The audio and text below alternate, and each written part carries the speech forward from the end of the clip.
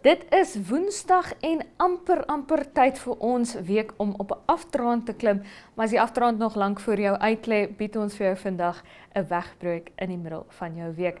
Hallo en welkom by vandag se episode van Kletskompas. Ek is Irene Marie van der Walt en vandag gaan kuier ons saam met Enjoy Travel alipad in die Kunene streek, maar vereers gesels ek en Rosanne Swart oor die nuutste nuushooftrekke in Môre se Republikein. Bly ingeskakel, ons is nou weer terug. Namibia is a land of movement, with waves that never stop reaching forward. Here, adventure is not something we search for. It is something we are born into. In every corner of this country, creativity rises, from artists, from athletes, from dreamers. And when the world comes to explore Namibia, they discover something extraordinary. Because when sport moves people, creativity moves ideas, and tourism moves the world toward us. Something powerful happens. A platform where movement meets imagination, where industries connect, where opportunity grows, where Namibia's next chapter begins. Welcome to the Creative Sport Tourism Expo. Exhibit, partner, experience. Creative sport tourism.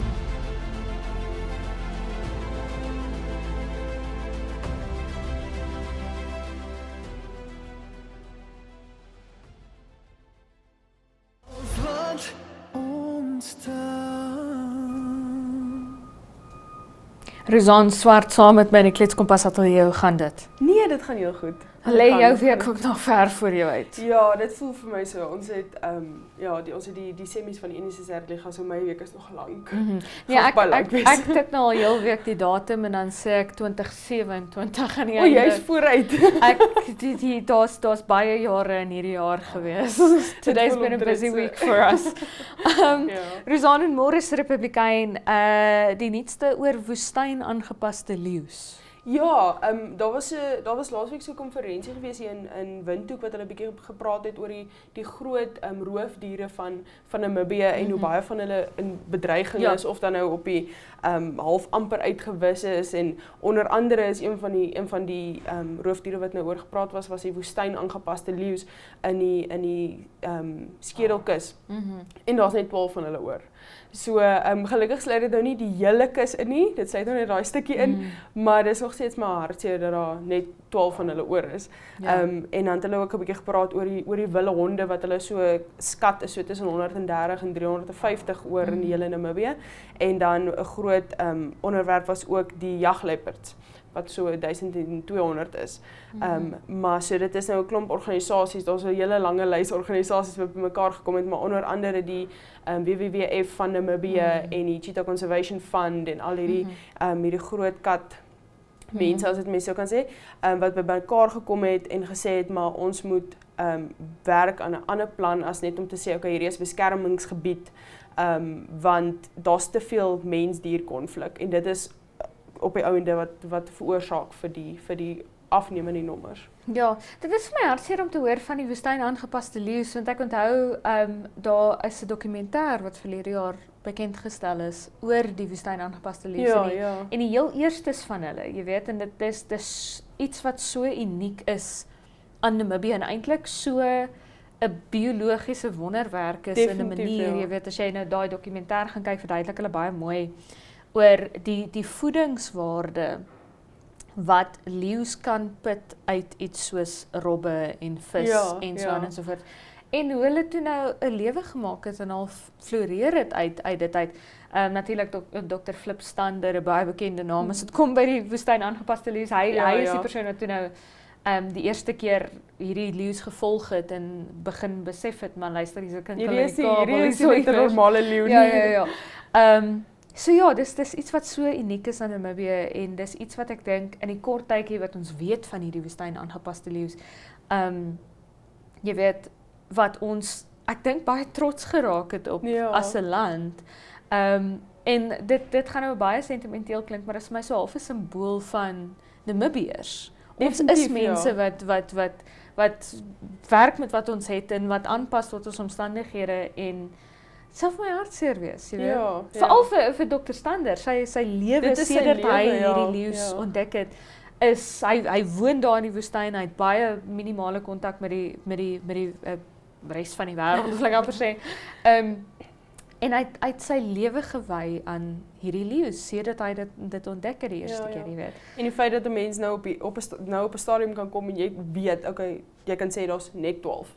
Dit is, as daar nog half 'n skatting is, alles is 'n bietjie laag, dan is altyd 'n bietjie hoop. Maar hy het bevestig dat daar net 12 oor is. Ja, ek wil in vir jou die sê, skedelgebied. Dr. Stander sal weer presies hoeveel daar is, jy weet.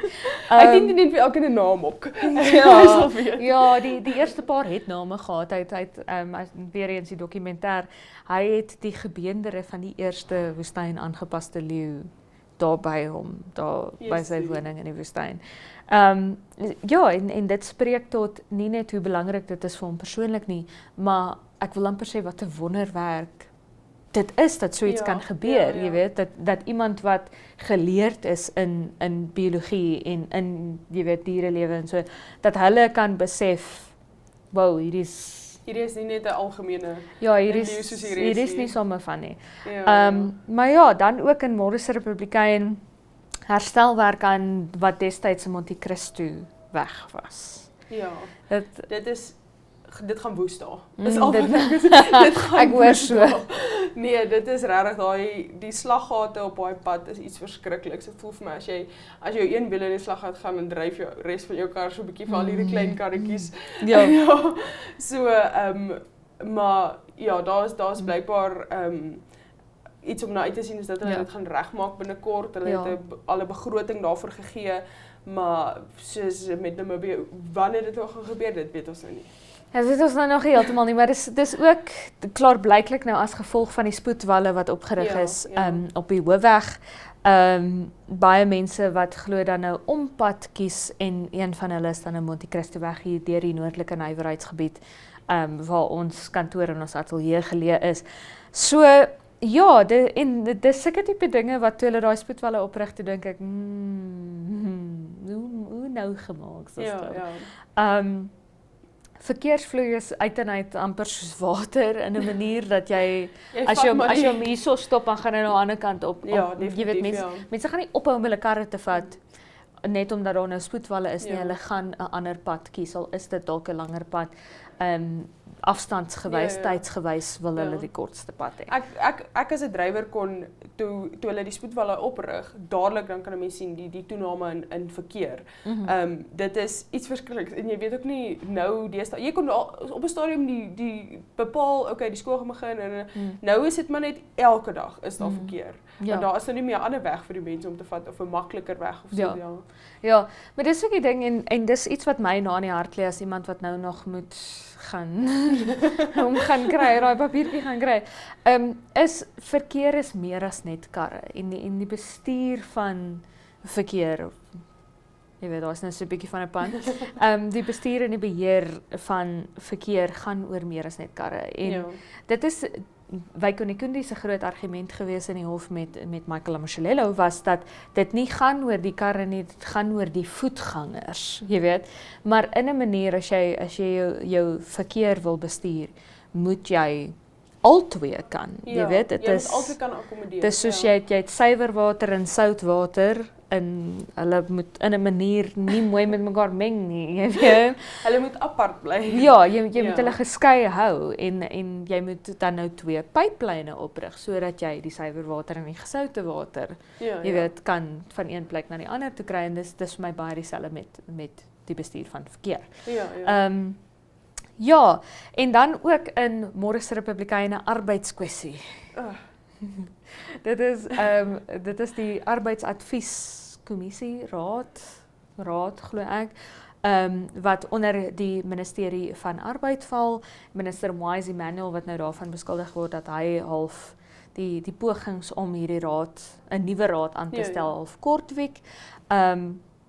En dan nou verskeie, ek meen Toekna, die werkgewersvereniging, verskeie liggame onder arbeid en arbeidskwessies en naby aan arbeidskwessies, wat dan nou saamgestaan het en gesê, jy weet, dis raar maar waar, dat hulle nou saam staan en wil hê hierdie raad moet aangestel word. Baie van hulle sê, hulle het 'n lys met name, met voorstelle gestuur aan minister Wise Emmanuel verlede jaar al voordat die vorige raad se termyn verstryk het en Wise Emmanuel het toe nou daardie termyn weer verleng. En hulle sê dit was lank voor enige van dit gebeur het, het hulle voorstelle, en die groot ding is jou arbeidsadvieskommissie, raad wat ook al hulle mag wees, ekskuus, hulle werk is om half voorstelle te gee aan die minister vir hoe ons arbeid kan verbeter in Namibië. Nie net noodwendig altyd in die guns van die werknemer nie, soms ook in die guns van die ekonomie, soms in die guns van die werkgewer. En daar's baie dinge wat hulle juist moet balanseer. Jy weet, werkgewer, werknemer, ekonomie. Dit moet alles uitgebalanseer word en daar kan regtig nie vooruitgang wees. Daar kan nie nuwe beleid geïmplementeer of ontwikkel word in hierdie tyd wat daar nie 'n arbeidsadvieskommissie is nie, jy weet. So dis nie somme van jy kry gou vir Jan Rap van die straat af. Hey, kom hierso, jy weet, dit is 'n baie delikate werk wat miljoene Namibiërs raak. Maar terselfdertyd ook 'n baie belangrike werk wat moet voortgaan. Ja, definitief. Ek hoop net binnekort besef hy die erns van die saak. Want ek dink in 'n tyd of in enige ekonomie en enige regeringsstelsel, as daar so groot gaping is in besluitneming, dan hoop dit op. En dan maak jy oor 3 maande besluit wat eintlik nou meer relevant was as dan. So ek hoop hy besef die erns van die saak en besef ook maar hier is al die bronne van inligting, kom ons gaan voort. Rosan, een ding wat nou nie ophoop nie, is ons tyd. Dankie dat jy hardloop vinnig uit. Dankie dat jy by ons was. Ons gaan maak nou 'n draai by die weerkantoor. Aitsa is 'n eg Namibiese inisiatief. Ons reis op die hartklop van Afrika en vertel stories van mense en hulle dorpe op verskeie platforms insluitende televisie en sosiale media. Dit is joune, syne, julle en ook almal van hulle aan die ander kant van ons grense sinne. En dit maak Aitsa 'n lekker ding. Kyk Aitsa maande om 18:30 op NTV, oneof2.com, as ook op Netwerk Media Hub en NTV Afrikaans se YouTube kanale. Volg ons op Facebook of besoek ons webwerf by aitsafrika.com.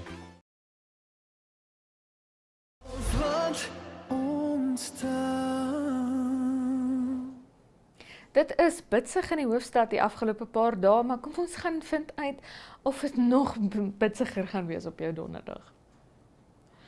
'n Minimum van 2 grade Celsius en 'n maksimum van 19 grade Celsius vir die hoofstad met 'n sonnige dag môre. Ook sonnig op Gebabes met 'n minimum van 2 grade Celsius en 'n maksimum van 19 en op Rundu 'n minimum van 7 grade Celsius en 'n maksimum van 25. Swakopmund verwag môre 'n sonnige dag met 'n minimum van 17 grade Celsius en 'n maksimum van 23. Oranjemund kry 'n bietjie wind met 'n minimum van 11 grade Celsius en 'n maksimum van 26. En Vriespunt vir Reebot môreoggend met 'n maksimum van 19 grade Celsius.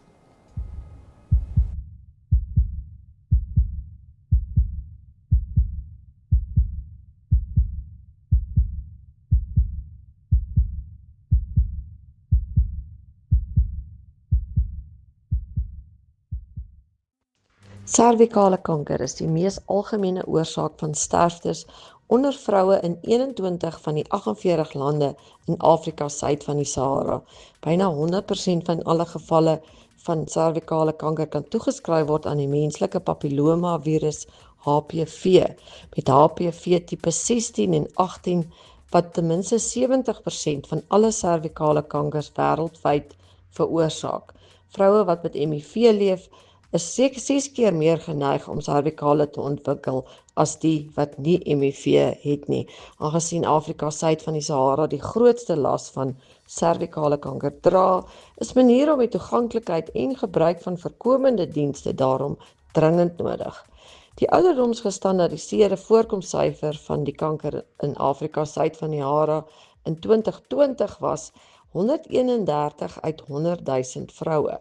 Lande soos Malawi, Zambië, Eswatini, Tanzanië, Zimbabwe en Lesotho het egter voorkomssyfers wat 50 uit 100,000 vroue oorskry.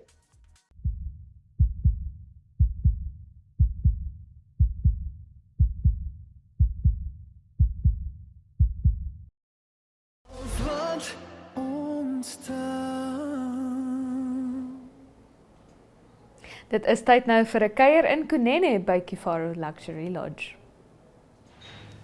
So we are sitting in the most beautiful place, I believe, on earth, and this is Kifaru.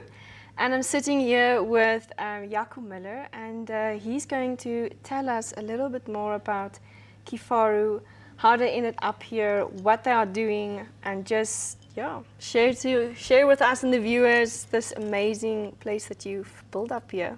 So Jaco, thank you for speaking to me. I'd like to know, what is the story behind Kifaru? How did you guys end up here? Please share with us, sir. Okay, no, thank you very much for coming here and staying with us. So in 2009 we bought the farm. Okay. Then my son Tristan, he was at that when in 2010 he was 15 years old, and he had to do a school project for a subject called wildlife management, and they had to do a story about any conservation project. That's a nice project. Yeah. And his teacher then got us the one day and told us what a wonderful project Tristan was telling them about, and we said, no, but we don't know about it. And she said, okay, let him do his speech for us. And that was then about breeding rhino, white rhino, and breeding as many as possible that you can repopulate Namibia and Africa with rhinos. Yes, because rhinos are, the populations are declining. Exactly, and at that stage we wanted to breed sable roan, golden oryx, and species like that. They're quite popular. Yeah. And but when we heard his speech, we decided, no, we much rather would want to do that. So he's the inspiration for everything. Exactly, yeah. That's where it all started. And we bought our very first rhino. His name was Cedric, from another big ranch, also in Kunene region. It was a 5-year-old bull. We then the next year at a game auction bought a female with a heifer calf, and then I went to the largest white rhino breeder in South Africa to get some advice on how we should make our camps and exactly how to. Because it's quite a new project for you as well. Exactly, and we didn't want to make costly mistakes and also lose animal lives. Yes, exactly. So we went to him and see him, and in December 2012 I imported 12 rhinos from South Africa. They actually arrived. It's the wrong time of the year to bring them, but this guy had poaching. They killed a lot of his rhinos, and he just decided he wants to sell all his rhinos. So we brought them here, and one of the females was so far pregnant that in early January 2013, the very first rhino calf was born here on our reserve. That must have been so exciting for you. I was in tears when I saw the camera trap footage, and we were so excited. And that's where it actually then really where we got the passion to really do this. So from there, at that stage, there was hardly any rhino poaching in Namibia, and we didn't realize what an expensive undertaking this is going to become. So when poaching started escalating in 2014 and 15, we then had to appoint anti-poaching people. We had to appoint a vet nurse. And then we started realizing, listen, this is expensive. This is going to eventually become very, very expensive. So in 2018, two things happened. We started a non-profit called Rhino Mama Project, and that was to try and get donors to donate money towards the Rhino Project. But we also decided we will have to build a lodge so that the tourism income can actually then pay for the conservation project. Yes, but it's also nice because then you can educate the people Exactly. around rhinos. And we were really bad luck then with that because we had to borrow money, build the lodge, and we were finished November 2019, exactly 4 months before COVID struck. So I mean, our first 2 years, obviously, we didn't do any business with COVID. And then after that, it slowly but surely started picking up. And now it's actually starting to bring in money for that project. What I forgot to mention, I did some property developments earlier, and that was where we basically got the money to buy all the rhinos. So we bought a lot of rhinos until about 2018, and we are so proud to say that from the very first calf that was born in January 2013 up to now, more than 175 calves has been born here. That's amazing. So, and some of our successes are that we exported 3 rhinos to Angola, 17 to DRC Congo. Wow. Most of the others were sold in Namibia. Yes. We also exported rhinos to the USA.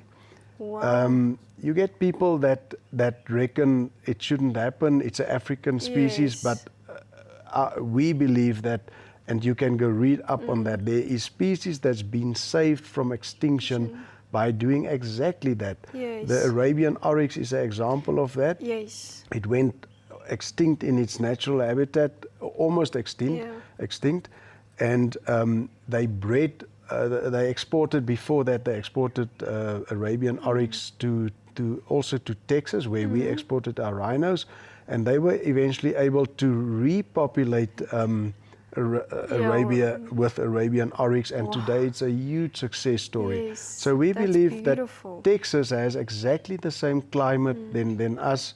Yeah, it's very similar to here. Exactly. Yeah. So if they go extinct in Africa and they can breed them successfully there, then one day, who knows, they can repopulate Africa from there again. So that was our reason for doing that. And my question now is, do you give names to all your rhinos? Yes, we do. Oh, I can imagine, because each one that's born here must be close to your hearts. Yeah, and our vet nurse, Juliet, she is so amazing. She knows every single rhino. I have to look through the binoculars and look at the notch number on the ear, and then I can look on my spreadsheet and see, okay, this is Nana, or this is this one. She can just look at that animal and tell you this is the name of that rhino. And do you have like a special bond with one of the rhinos? It's actually a very sad story. I had a very strong bond with a little one, orphan. And we had the 2 little orphans, and then that little one died. And I spent so much time with her, and I've got videos where we're walking in the veld with them. And when she died, I was so heartbroken. That must have been. Yeah. And the name Kifaru, I believe, is also tied to the rhinos. Yes, exactly. So that's what we.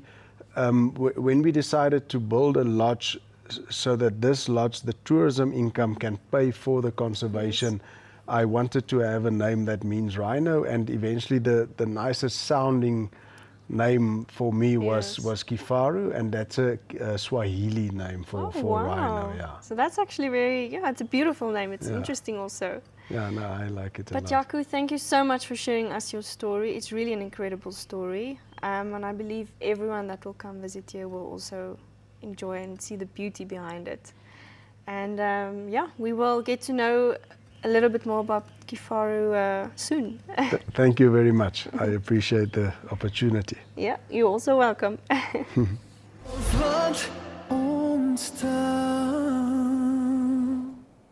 Daarmee die einde van vandag se episode van Klets Kompas. Baie dankie dat jy aangesluit het. Onthou, jy kan Klets Kompas maandag tot donderdag aand om 8:00 op Netwerk Televisie DStv kanaal 285, as ook GoTV kanaal 25 sien, of natuurlik oneup2.com, sou jy dit aanlyn verkies. Maar tot môre van my, Irene Marie van der Walt en die Klets Kompas span, is dit mooi bly.